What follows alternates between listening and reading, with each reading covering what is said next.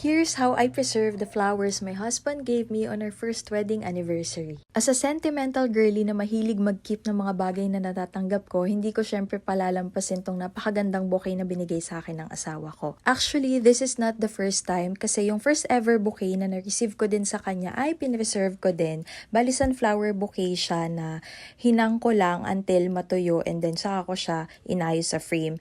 And then ito pa yung ibang bouquet na na-receive ko din sa kanya. Lahat ng to air drying lang yung ginawa ko. But this time, since nakikita ko yung silica gel crystals, I want to try it. Kaya, yun yung ginamit ko dito.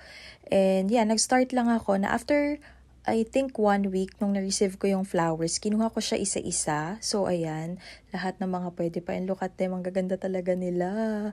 So, bumili lang ako ng silica gel crystals online. And sabi kasi nila, mas ma-maintain yung color and yung form ng flowers kapag gumamit ka niyan.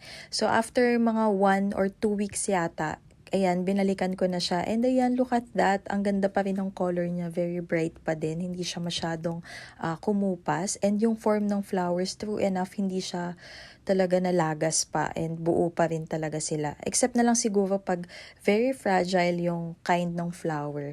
So, ayan siya. Isa-isa ko lang siyang nilinis. And aside sa silica gel crystals, bumili din ako nitong frame na for flowers talaga. Kasi yung first ever na ginamit ko, manipis lang siya kasi picture frame yun. Pero itong frame na nabili ko online, talagang dedicated siya for flowers preservation, kaya makapal siya.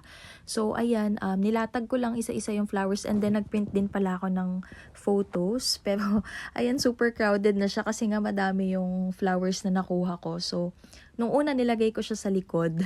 Pero, tatanggalin ko din yan kasi yung isa ililipat ko siya sa harap para makita naman. Tapos guys, wag niyo akong gayahin kasi hindi ko natanggal yung plastic sa loob kasi akala ko yung sa labas lang merong plastic yung frame.